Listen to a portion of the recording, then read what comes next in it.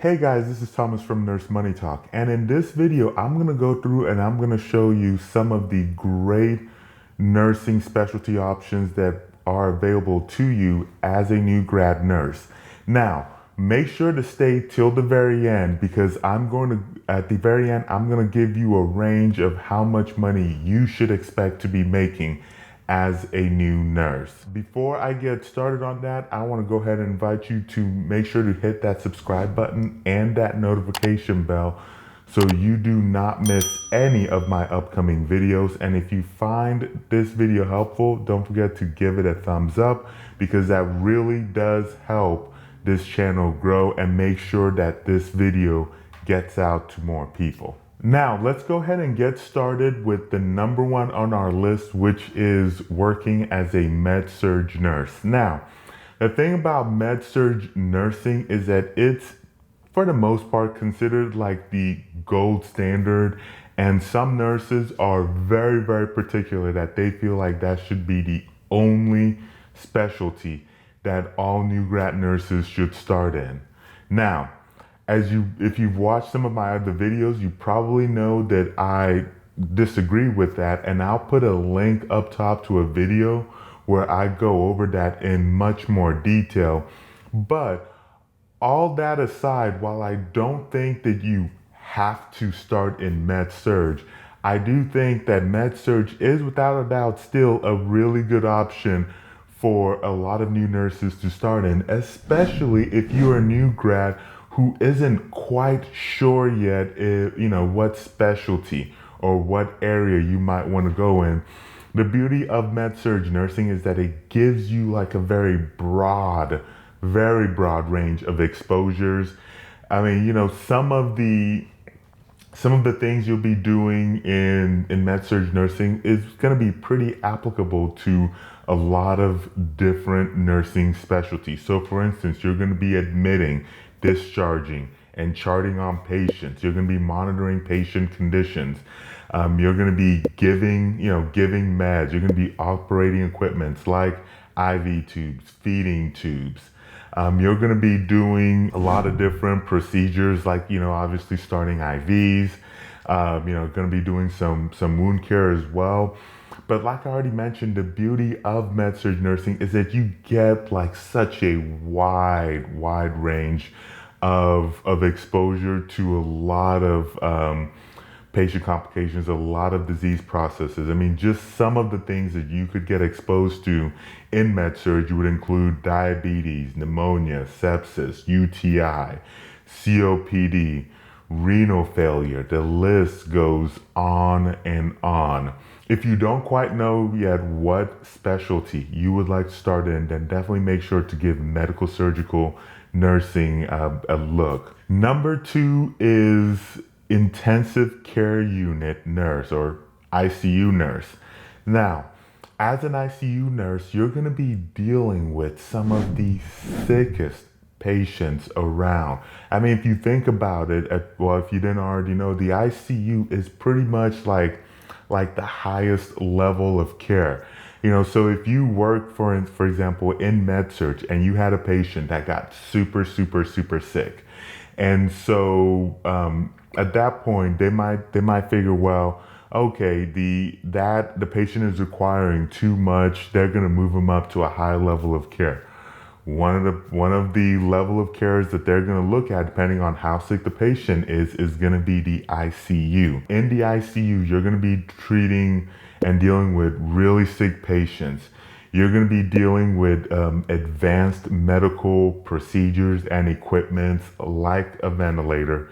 And you're going to be providing a lot of emotional support to families because, unfortunately, in the ICU, a lot of patients will not make it out of the ICU. It just comes with the territory. As I already mentioned, you're going to be dealing with a lot of sick patients. And just to kind of give you an idea of the type of disease process you'll be dealing with, according to the Society of Critical Care Medicine, some of the most common reasons why patients are admitted into the ICU includes respiratory failure, acute MI, intracranial hemorrhage, percutaneous cardiovascular procedures, and of course, sepsis. Number 3 on this list is emergency room nursing. Now, as an ER nurse, you'll be responsible for pretty much dealing with whoever and whatever walks in through that ER door.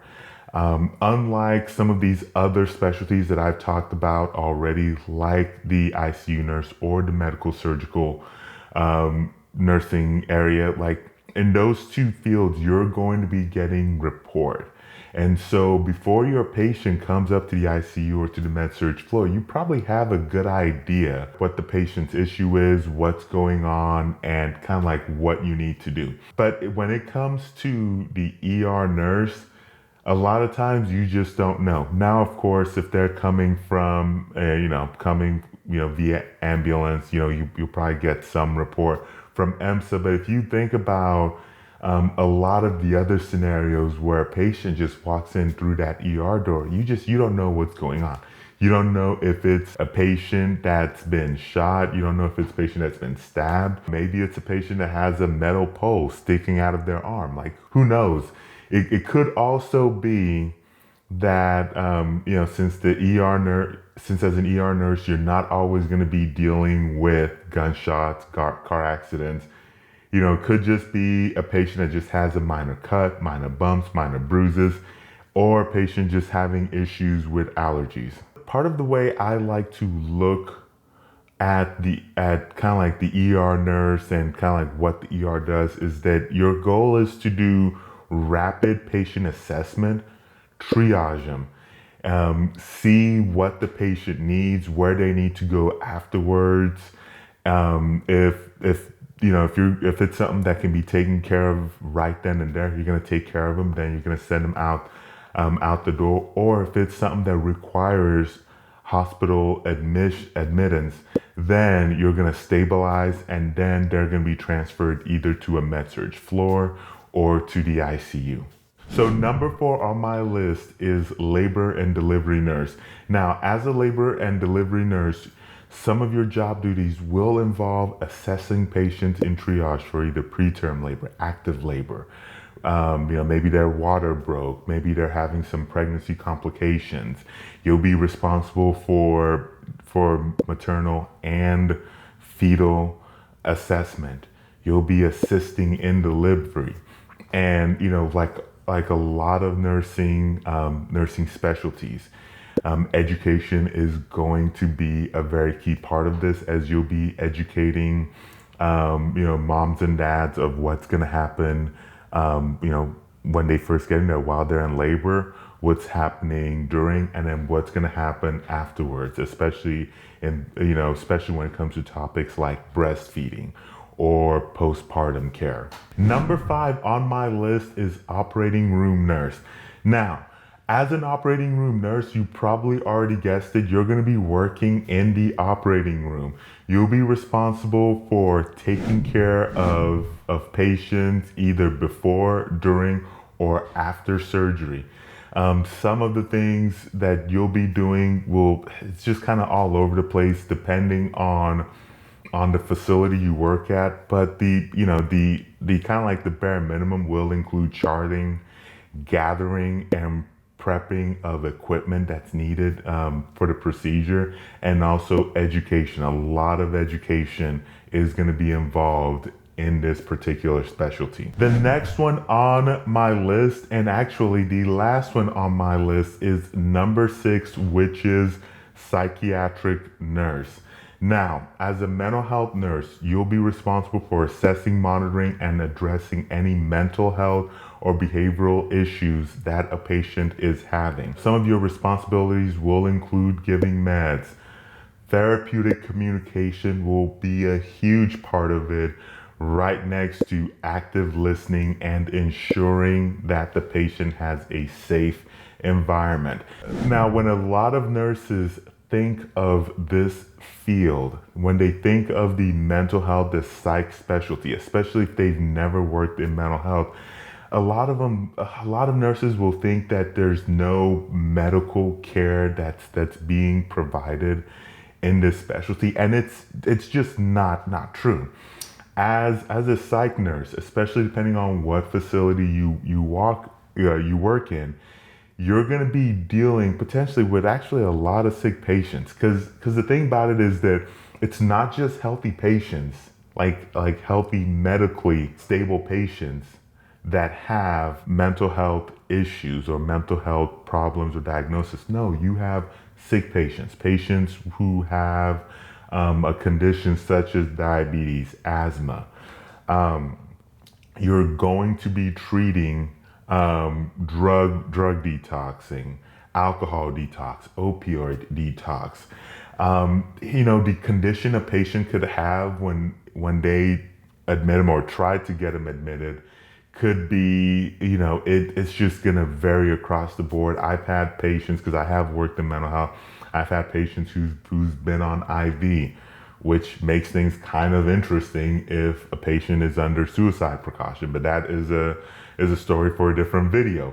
I've had patients who have come in with very, very severe burns that have actually required, like a lot of wound care, routine wound care at that. And so what you'll see in mental health will vary, like it will vary across the board, just depending on the facility, because I've worked in a couple different facilities specifically with mental health, and I've noticed that it varies across the board, and it also varies on how desperate the ER department is to actually create bed space. Now, I promised you a look at what range of salaries you can potentially get as a new grad nurse, and that is coming up. But before I get to that though, I do want to mention real quick that if any of these jobs are interesting to you and you would like to apply or at least see if any of those jobs are available in your area, make sure you check out NurseMoneyTalk.com/jobs to look at our job board and to start applying for jobs. And if you don't see a job available, take note that if you scroll a little bit lower down the page, you'll actually see a box there where you can actually fill out your information, actually start getting job alerts. So check that out. It's NurseMoneyTalk.com/jobs. Now, as for the average salary you can expect as a new grad nurse, I need to preface this by saying that this is just averages, which is why I'm going to give you the average and also a range, because as you'll see, this is going to vary wildly depending on where you're at. Some states, some cities just pay a lot more to nurses than other states or cities do. So definitely keep that in mind as I go through this. Now, the median salary for a new grad nurse, so this is at the 50% mark, you're looking at about $64,681 a year. Now, this chart is from salary.com, so if you do want to go check it out and see it for yourself, I'll have it on the screen as well, so you can look at it. So that's the average, like I said, 64,681. The bottom 25% will get about 58,021. The bottom 10% will make about 51,957. As you move up, the top 75% will make about $73,941, and then the top 90% will make $82,371. As you can see, that is a huge range. There's a lot of things that can skew what salary you're gonna have starting out, but as I've already mentioned, a big part of it will just be the state and city that you live in. So if you want more specific details on how much you'll make in your state, then you'll definitely want to, I'll put a link in the descriptions where you can go and you can get more details about trying to find what your salary will be in your specific state. But like I said, this is a huge range, so it covers a lot of different variables. So you'll probably end up fitting somewhere within that range. Let me know what you think about this list. Like, do you agree with the specialties on this list? Is there one that you disagree with? Is there one that you think that that you are hoping would be on the list? Let me know in the comment sections below. Thank you so much for watching this video. Don't forget to hit that thumbs up, and I will catch you very soon in that next video.